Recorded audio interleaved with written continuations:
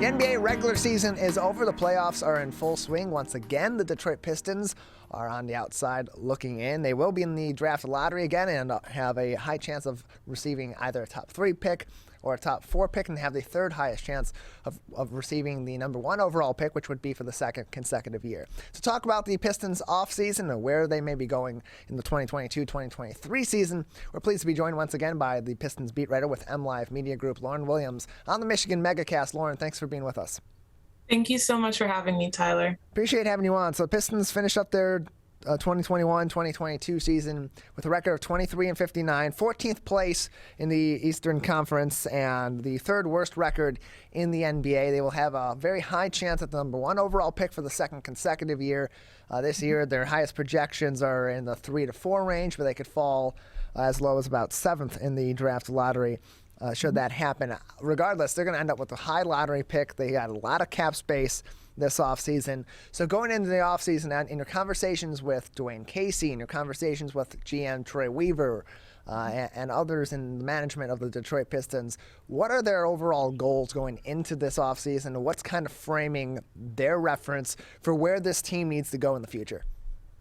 I think one of the things that really has stuck out to me in talking with Troy Weaver is that he always thinks about the person before the player and making sure that he's finding the right group of people who are going to fit what the Pistons' missions are. I mean, when we spoke to him at his end of season availability last week, he mentioned that, yes, while they're going to be aggressive in, their pursuit of the right free agents, at the end of the day, they want somebody who's going to fit the core values of what the Pistons are trying to do. And that's someone who's a hard worker, someone who's going to dive for loose balls, someone who's going to really put it all out there, just like the group of players that they have had this season. But obviously they want to take it to the next level, so the player has to be talented.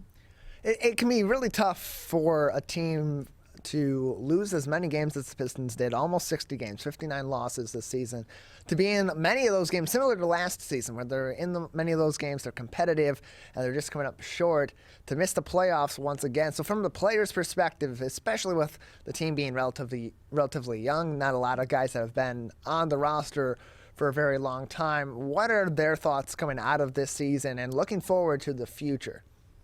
I think they all kind of, except for Cade, I think, they all kind of understood what this year was about. I know Cade mentioned earlier in the season that he wanted to get the team to the playoffs. And, he quickly learned that winning in the NBA is a lot harder than it might have been at the college level or the AAU level or high school or anything like that. So I think a lot of them, want to pick up on the momentum that they kind of built toward the end of the year. They really want to take that kind of winning habits that they started to lock in on toward the end of the season and take it with them into the off season as well as into the future. I really do get the sense that a lot of them are very optimistic about what next year will hold for them. A lot of them are really interested in really kind of stepping up their off season programs, playing pickup basketball, as Killian Hayes mentioned, and kind of playing a little bit more freely to kind of get locked into the mission that they're trying to do. We're joined by Lauren Williams, beat writer for the Detroit Pistons with MLive Media Group, joining us on the Michigan Megacast. We mentioned Cade Cunningham, a first overall pick in last year's NBA draft.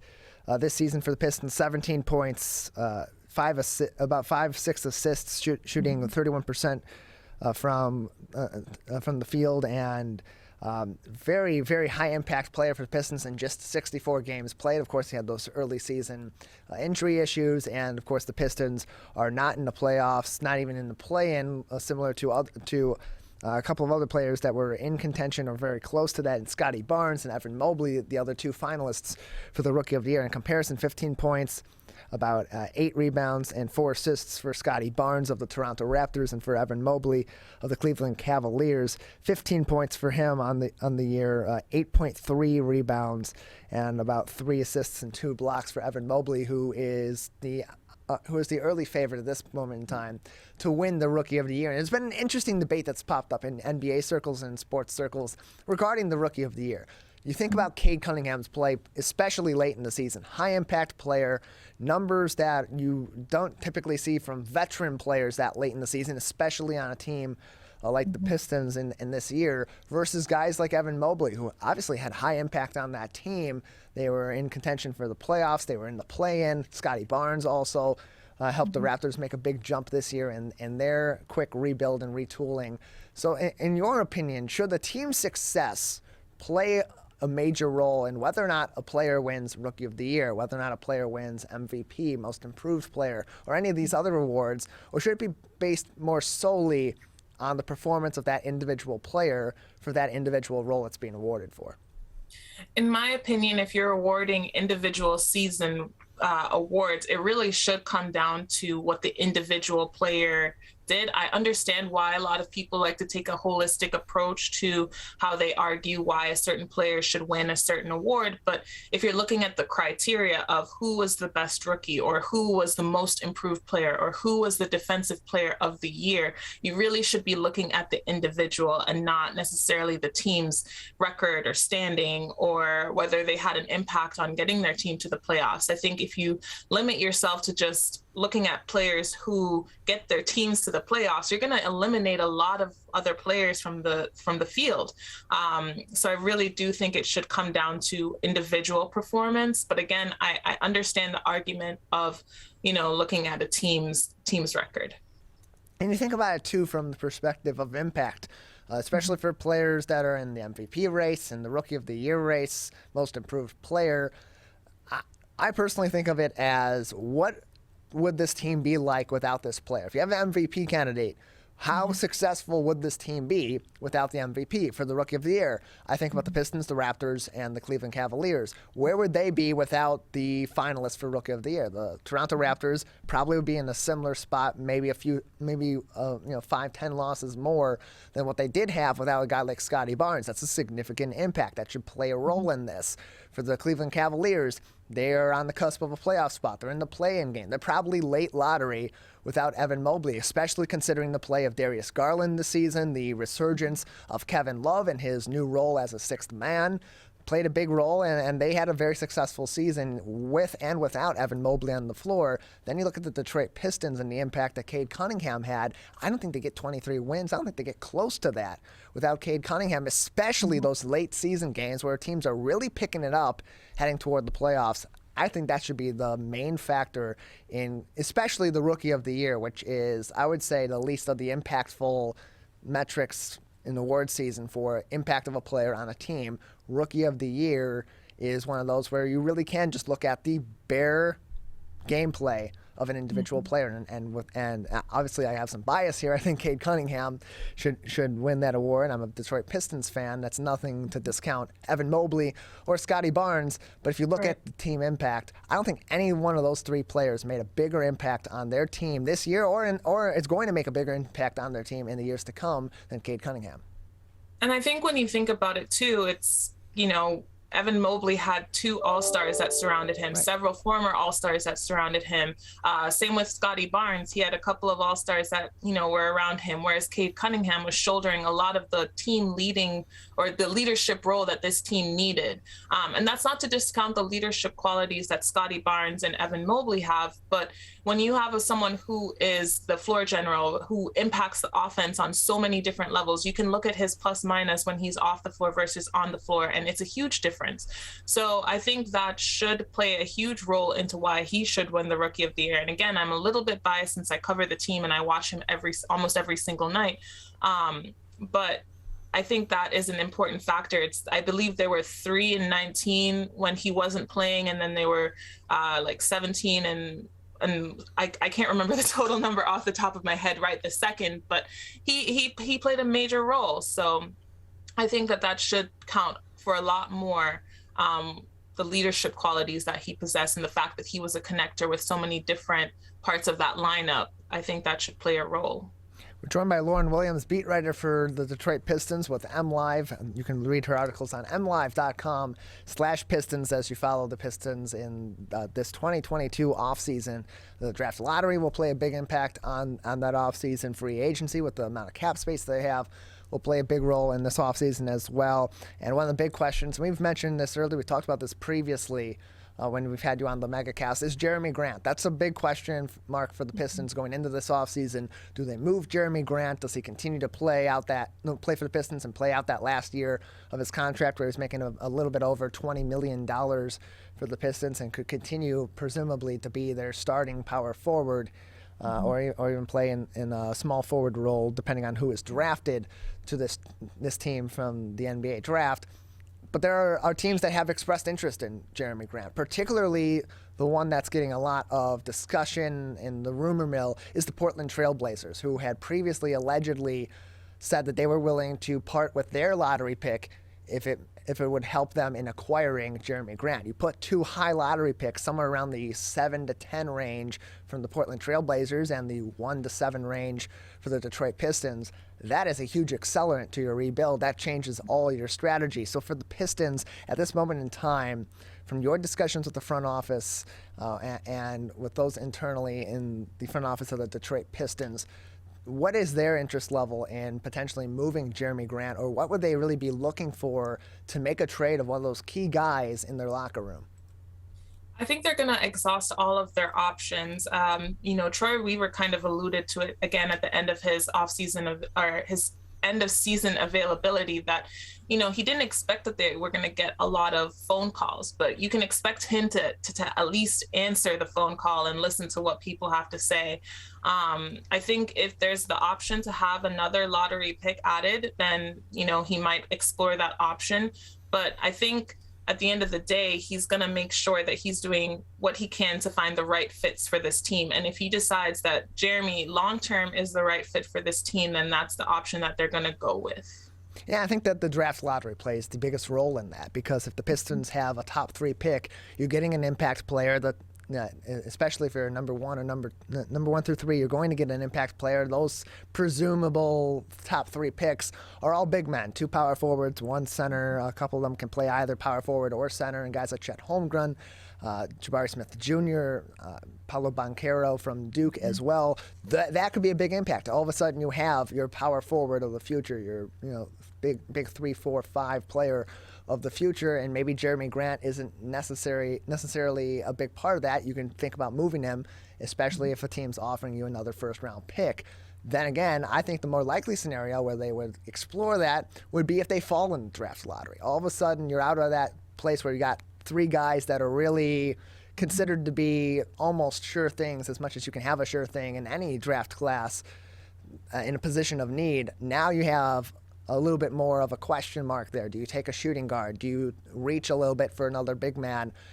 2 lottery picks in that position really help you in developing your team into the future without necessarily being married to, this guy's got to be our power forward of the future. This guy's got to be our 2 guard or our point guard of the future. I think that's going to have the biggest impact on the Jeremy Grant decision. For the Pistons in the lottery, we talk about those 3 guys, Jabari Smith Jr., Paolo Banchero, and Chet Holmgren, who's considered to be the top player in this draft.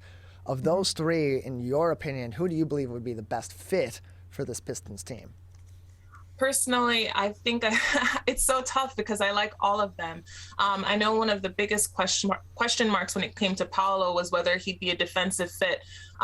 But when you have guys like Cade Cunningham, Sadiq, and even Isaiah Stewart, who would be kind of paired alongside him, that would kind of help to bring him along and kind of fill in the blanks where his defensive weaknesses kind of show. And as he gets older, he's going to continue developing those skills. And Dwayne Casey is a defensive-minded coach. So this might be the best environment for him if you're trying to develop that side of his game. Now, we like Jabari Smith just because we see that he's been a proven shooter. The Pistons need scoring. I mean, Troy Weaver kind of joked about it a little bit. He doesn't care how it gets into the hoop, whether it's a 3, whether it's a 2, whether it's a free throw.